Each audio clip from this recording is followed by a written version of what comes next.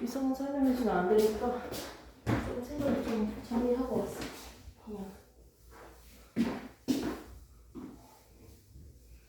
왜 이러지? 무슨 말일까? 왜 이렇게 설명이 안 되지? 자, 보겠습니다. 운동량과 충격량. 자, 운동량은 MVP였고요. 충격량은요. 힘과 시간에 대해서 비례하니까 각각에 대해서 비례해서 F 곱하기 T였어요. 이제 방향에 대해서 한번 설명해 볼게요. 아까 내 때문에 이렇게 핫뜬 거 했잖아, 오빠가. 한 물체가 운동량을 가지고 있습니다. 그리고 부딪혔어요. 부딪혔는데 0이 됐어요. 자, 부딪혔는데 어떻게 이 공이 같은 방향으로 5m/s 속력을 가고 있어요. 이렇게 볼까요? 부딪혔는데 또 뭐 볼 수 있지? 반대 방향으로 튕겨올 수도 있겠지. 이렇게. 이 모든 경우까지 다 봅시다. 그냥 한번 해봅시다. 먼저 운동량의 변화량은요 얼마인지를 우리가 계산을 할 수 있어요. 한 물체가 이 운동 얼마큼 했어? 했을 때 처음에 20m/s에서 0m/s로 간다면 운동량의 변화량, 그 크기는 처음 운동량과 나중 운동량의 차이점이겠죠. 근데 나중 운동량 얼마? 0이니까 0 빼기 얼마가 되죠? 200. 질량은 다 10으로 준다면 그래서 마이너스 20, 200. 즉 감소했으니까요. 이렇게만 보겠습니다. 자, 그러면 이제 충격량이랑 같이 섞어서 한번 충격받은 방향까지 한번 볼게요. 이 물체가 달려왔을 때 A라는 물체는 B라는 생명체를 때렸어요. A가 B를 때렸죠. 그리고 이때 충격받았을 때 B도 A를 때렸습니다. 아니 진짜 갑자기 발레가 생각나지. 얘가 박살나면 어떡해. 푹 들어가면. 그런 조건 없는 상태에서 이 앞에 뭘 가지고 있냐면 방패를 가지고 있어서 이렇게 차야 방패를 가지고 있습니다. 완전. 자, 이 상태에서는요. A가 B를 때리고 B도 A를 때리고 있습니다. 오케이? A라는 물체가 B를 때리고 B도 A를 때리고 있어요. 그러면 얘가 받은 충격량은 얼마입니까? 운동량이 얼마큼 바뀌었어요? 200만큼 바뀌었죠. 오케이? 그럼 얘가 200이잖아요. 맞죠? 얘 입장에서는요. 이 물체는 왼쪽으로 때린다고 생각하겠죠. 이해돼? 이렇게 설명하면? 그래서 나중 운동량 빼기 처음 운동량 했을 때 마이너스 200이 나왔어요. 자, 운동량의 변화량은 충격량이랑 똑같다고 했어요. 인마가 운동량의 변화량이 이거라고요. 근데 나는 분명히 오른쪽으로 운동량을 가지고 있어서 플러스 200으로. 근데 왜 마이너스 200이 되는 거예요? 인마가 받은 충격량은 A가 B한테 충격을 받은 거니까 방향이 반대이기 때문에 마이너스 200이에요. 이렇게 보시면 되겠죠? 그리고 B 입장에서도 누구한테 충격을 받았다? 인마한테 충격을 받은 거예요. 맞지? 얘가 받은 충격량의 방향은 뭐다? 반대잖아요. 맞죠? 얘는 플러스 200만큼 충격을 받았네요. B 입장에서는. 위에는 A 입장이 받은 충격량. B는요. B가 받은 충격량. 이렇게 방향으로 볼 수도 있겠네요. 오케이? 물체가 받은 충격량은요. 얘 운동량의 방향과 똑같은 방향이 될 수밖에 없네요. 1차적으로 생각해도. 두 번째. A라는 이 물체가요. 처음에 속도는 그대로야. 근데 나중에 그대로 같은 방향으로 5m/s를 갔어요. 그러면 이 물체가 A라는 이 물체가 가지고 있는 운동량의 변화량이 얼마인지 얘가 받은 충격량의 크기는 얼마인지 보겠습니다. 지가 때린 거지만 반대로 A도 B한테 맞은 거예요. 충격받은 거예요. 작용과 반작용입니다. 오케이? 서로 움푹 모양이 찌그러지거나 이러진 않은 상태야. 자, 이렇게 한번 보겠습니다. 그럼 얘는요, 처음에 가지고 있었던 운동량은요, 20이었습니다. 다 똑같아요. 200이었겠지. 나중 운동량은 얼마? 50이죠. 둘 다 플러스죠. 오른쪽 방향이니까. 그러면 플러스 50, 나중 빼기 처음이니까요. 뭐가 된다? 마이너스 150입니다. 충격받은 건 반대 방향인데 200까지는 안 받았으니까 정지하지 않고 더블로 가는 거지. 이렇게 볼 수 있습니다.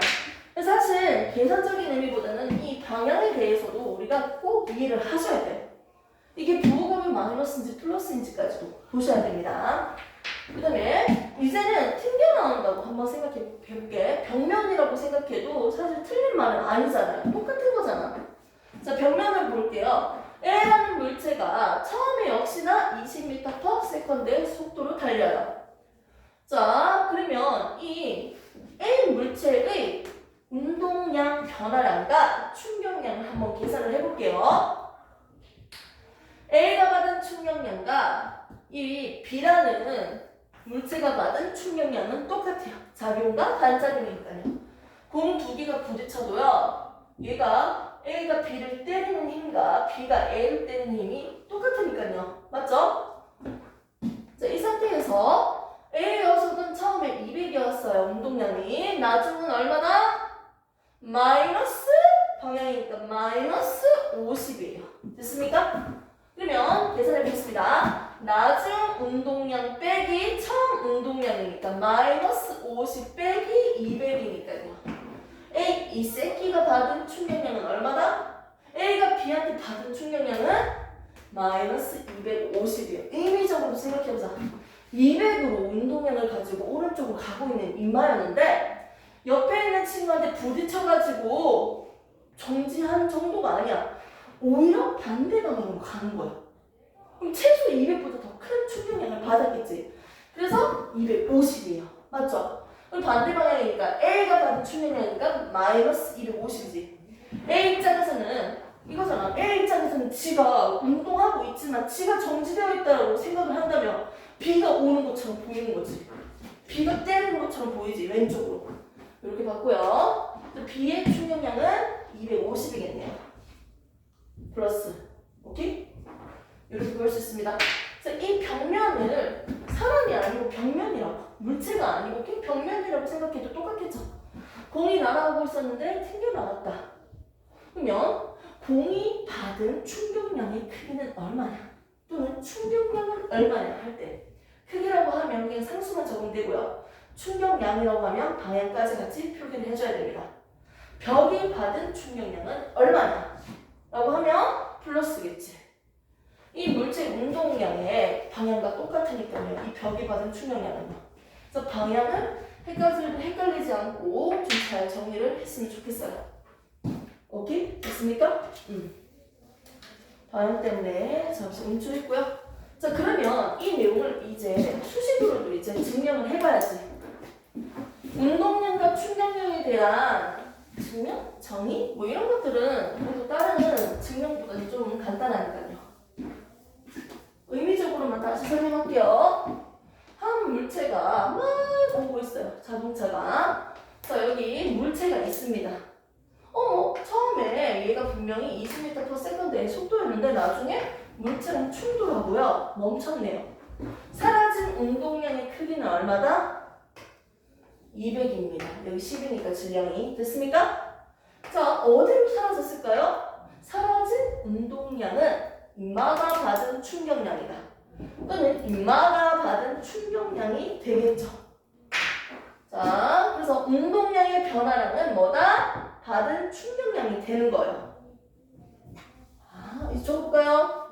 운동량의 변화량, 이렇게 적으면 되겠죠? 델타. 변화량을 나타내고 있죠? 얘는 뭐랑 똑같아? 충격량과 똑같아. 됐습니까? 이게 맞는지 지금 해보고 싶어? 그럼 나는 이게 맞는지 어떻게 할 거냐면 오른쪽으로 적을게요. 충격량이 변화량에서 출발해서 결국 뭐가 나오는데? 운동량의 변화량으로 나오면 되겠네요. 이게 맞는지 한번 확인해 봅시다. F는 MA니까요. F 자리에 누구 넣는다? MA를 넣었습니다. 됐습니까? 안 어렵죠? 그 다음 어떻게 될까요? A 자리에 뭐 넣어요? 가속도니까요. 시간분이 얼마예요? 속도의 변화량이죠. 오케이? 그리고 시간 앞에져 있잖아요. 어머! 나눠주네? 나눠주니까요. 뭐가 남습니까? 이거죠? 그리고 뭐다?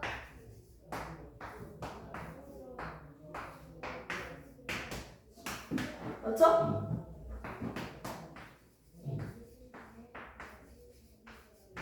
나중 운동량 빼기 처음 운동량이에요. 결국 뭐가 된다? 운동량의 변화량이 된다. 이렇게 해서 식으로도 정리할 수 있겠습니다. 됐습니까? 이렇게 해서 우리가 충격량과 운동량의 관계까지 봤습니다. 그러면서 지금 충격량에 대한 그림 대표적인 게 마룻바닥에 무슨 소파, 푹신푹신한 카펫에 그릇을 떨어뜨렸을 때 깨지고 안 깨지고 이 그림이 나와 있죠. 자, 이거 한번 볼게요. 자, 먼저 충격량의 공식은 요거였습니다. 힘 곱하기 충격력 곱하기 시간이었어요. 그러면 그래프를 봤을 때 시간을 따르는 힘, 충격력 요걸 한번 볼 건데 결국 이 그래프에서 일정한 힘으로 주어진다고 했을 때 이 넓이는 뭐라 표현한다? 힘 곱하기 시간이기 때문에 힘과 시간 그래프에서 넓이는 뭐다? 힘 곱하기 시간이니까 결국 충격량을 나타낸다. 그럼 그래프의 모양이 다르게 그려지더라도 충분히 넓이는 뭐다? 똑같겠죠. 이렇게 그려지든지 이렇게 그려지든지 좀 이상한데 그래프 좀 많이 이상한 것 같은데 맞죠? 네. 아 계속 싫어. 자 한번 봅시다.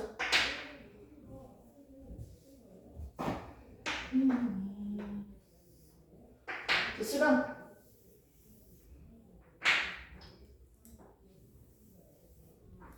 그래프가 이상하긴 한데요. 넓이 똑같아요.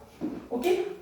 자 당연히 시간이 어떻게 될수록 이게 커지면 힘은 적어져야겠죠? 내가 받은 충격량이 똑같잖아. 이 물체가 떨어뜨렸는데 이게 속도 변화량 다 똑같잖아요.